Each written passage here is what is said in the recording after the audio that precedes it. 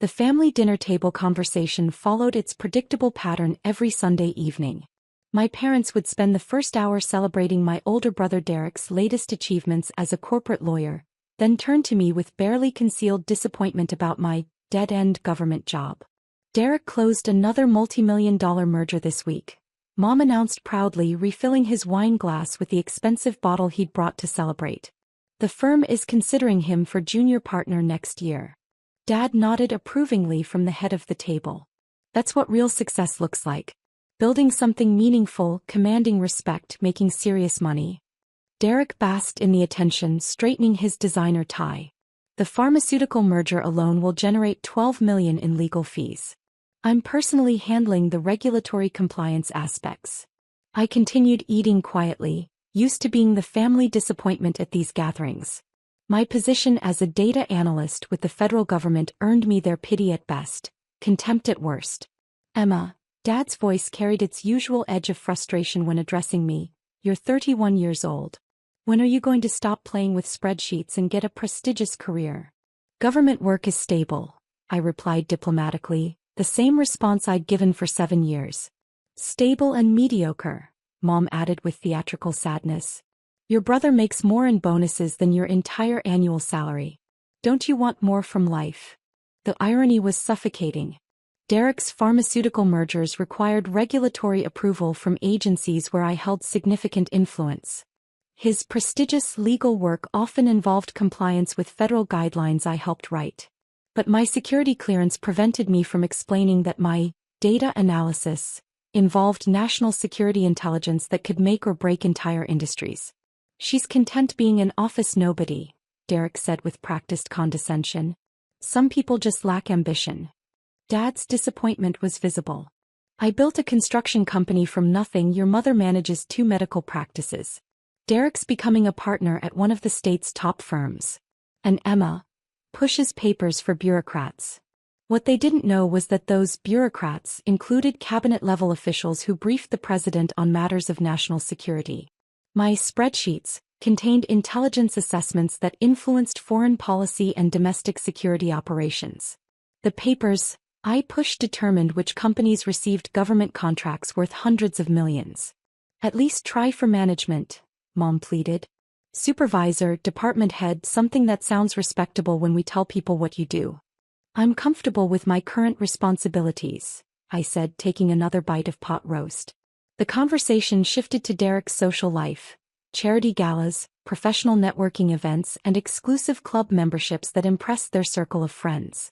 I'd actually attended several of those same events as part of security assessments, but always maintained my cover identity as a low-level government employee. Emma never brings anyone to these dinners, Dad observed. Hard to find quality people when you work in basement government offices. Derek laughed. She probably dates other clerks and file organizers. Limited dating pool in civil service. My actual dating pool included foreign service officers, intelligence analysts, and federal prosecutors, people whose security clearances matched my own. But explaining that would require revealing classified information about my real position.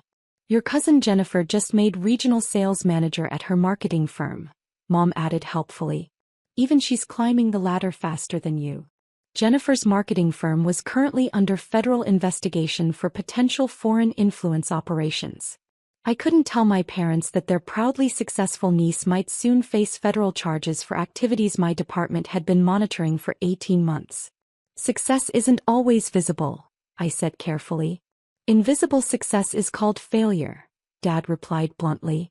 Derek's achievements are obvious. Corner office, expensive suits, important clients. What do you have to show for 7 years of government work? Security clearance that took 3 years to obtain. Responsibility for intelligence operations that protected national interests. Access to classified information that could destabilize governments. But none of that could be discussed at family dinners. Next week brings new opportunities, I said, checking my secure phone discreetly under the table. The message confirmed what I'd been expecting. Operation clearance scheduled for immediate family residence, Thursday 0800.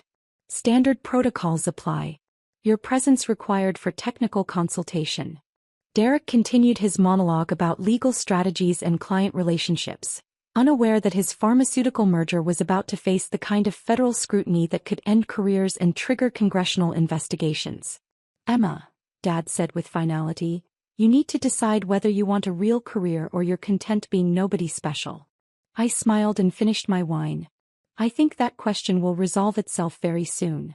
By Thursday morning, they'd understand exactly how special their government-employed daughter really was." Monday morning brought the usual flood of classified briefings to my secure terminal at the Federal Intelligence Coordination Center. My official title, Deputy Director of Domestic Security Assessment, carried responsibilities that would have shocked my family into respectful silence. Today's priority briefing involved a pharmaceutical company merger that Derek had mentioned proudly at Sunday dinner. Richardson, my supervisor, Director Walsh, called from his corner office. "Your technical expertise is needed for operation clearance. The pharmaceutical merger your brother's firm is handling has triggered multiple red flags." I reviewed the classified file with professional detachment. Blackstone Pharmaceuticals, Derek's biggest client, was attempting to merge with a company that our intelligence had linked to foreign financial networks. The merger Derek was so proud of facilitating represented a potential national security threat. "The home visit is approved," Walsh continued. "Your family's residence needs full electronic sweep. Your brother's presence during private legal consultations may have compromised classified pharmaceutical research." Derek had no idea that his prestigious legal work involved companies under federal surveillance. His home office, located in my parents' converted basement, had become an unwitting staging area for potentially compromised communications. Tuesday brought more disturbing intelligence. Derek's law firm had been unknowingly passing confidential pharmaceutical research to foreign contacts through their merger documentation. What Derek thought was standard legal due diligence was actually industrial espionage on a massive scale. My secure phone buzzed with an encrypted message. "Full family security sweep authorized. Potential compromise of classified pharmaceutical patents through unwitting domestic contact." The irony was devastating. My parents' disappointment in my mediocre government career had blinded them to the possibility that their successful lawyer son was being manipulated by foreign intelligence operations. Derek's prestigious achievements were built on foundations that threatened national security. Wednesday's family group chat provided inadvertent intelligence that made my stomach turn. Derek had texted, "Working late again on the Blackstone merger. These foreign consultants are incredibly thorough. They want details on every aspect of the pharmaceutical research." I screenshot the message and forwarded it through secure channels. Within an hour, Director Walsh called personally. "Your brother is in serious trouble. The foreign consultants are suspected intelligence operatives using him to access proprietary pharmaceutical research." That evening, Derek called the family with exciting news. "The Blackstone merger is moving faster than expected. The international team wants to finalize everything this week.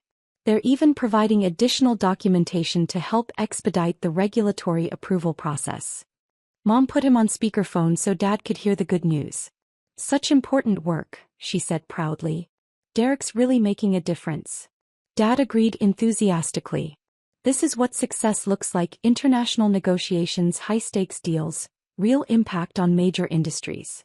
I listened in horror as Derek unknowingly described a foreign intelligence operation using him to access classified pharmaceutical research. His prestigious merger was actually a sophisticated attempt to steal American medical innovations. "The international consultants are so impressive," Derek continued. "They know more about pharmaceutical patents than most lawyers. Really makes you appreciate working at this level."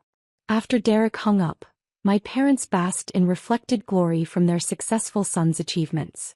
"Emma," Dad said pointedly, "this is the kind of career that matters.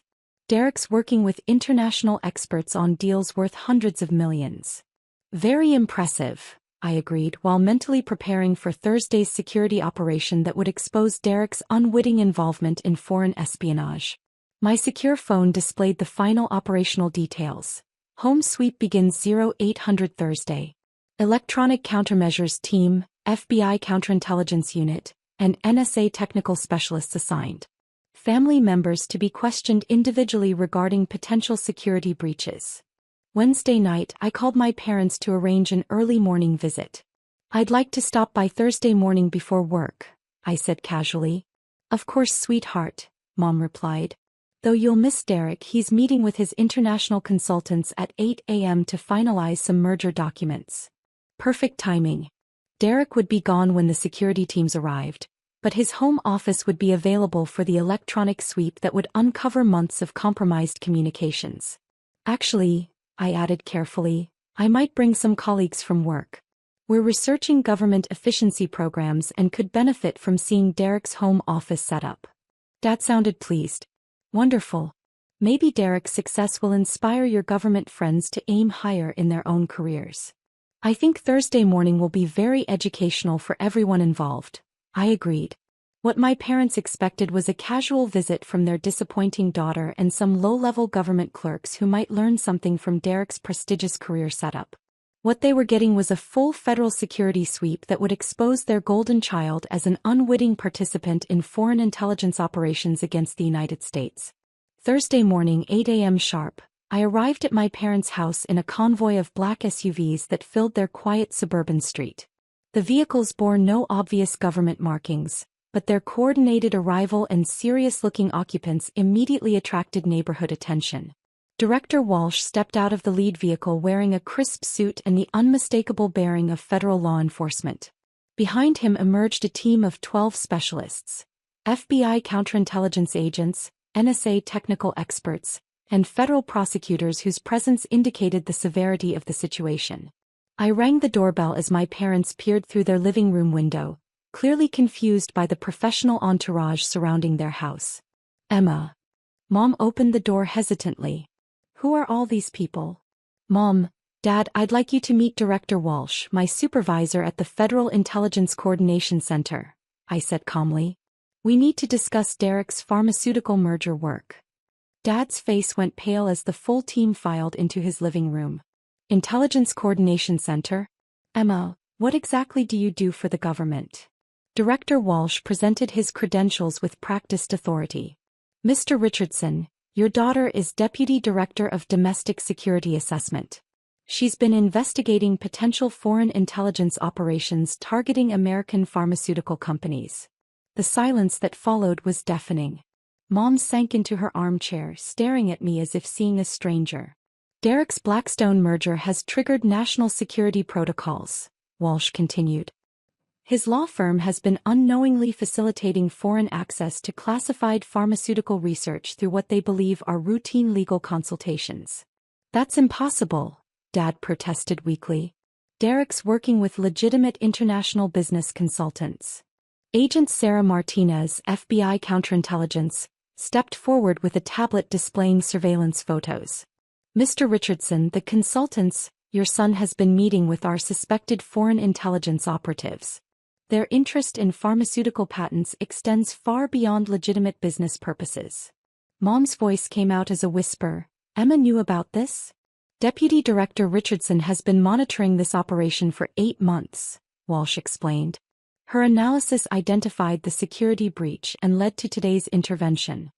The technical team was already setting up electronic countermeasures equipment throughout the house. NSA specialists ran sophisticated scans on every electronic device, searching for evidence of foreign surveillance or data collection. Derek's home office shows multiple security compromises, reported the lead technical analyst. Foreign surveillance equipment, keystroke loggers, and data transmission devices consistent with professional intelligence operations. Dad stared at me in complete shock. You're a deputy director? You've been investigating Derek. I've been protecting national security, I corrected. Derek's unwitting involvement in foreign espionage threatened classified pharmaceutical research worth billions of dollars. Agent Martinez presented legal documents with grave formality. Mr. and Mrs. Richardson, your son will be questioned regarding his contacts with suspected foreign agents. His cooperation will determine whether charges are filed. Mom found her voice. Emma, why didn't you tell us what you really did?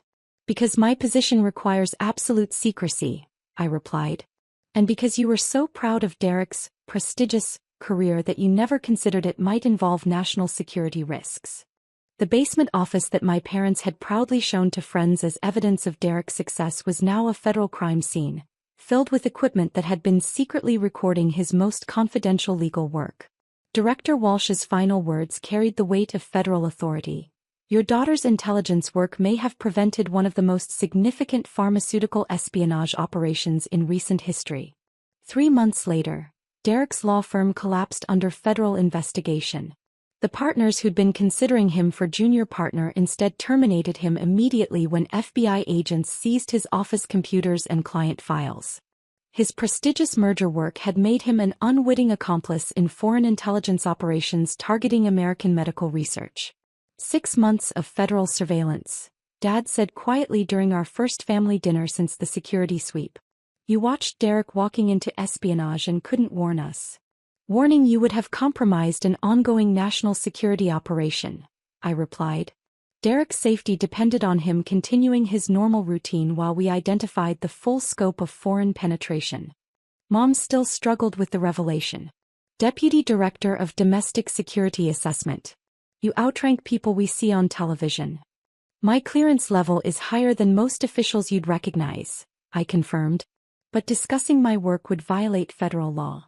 Derek, who'd spent 2 weeks being debriefed by federal agents, sat silently throughout dinner. The international consultants he'd trusted had disappeared immediately after the security sweep, leaving behind sophisticated surveillance equipment and evidence of systematic intellectual property theft.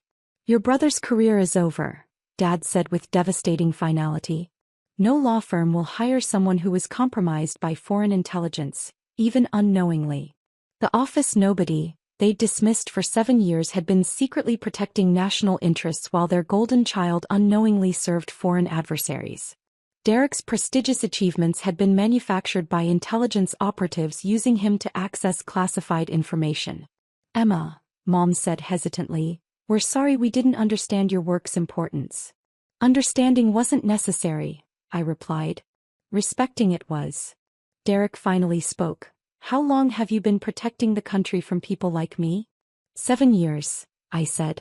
Sometimes the most important work happens in offices nobody talks about. The security sweep had ended Derek's career while revealing mine.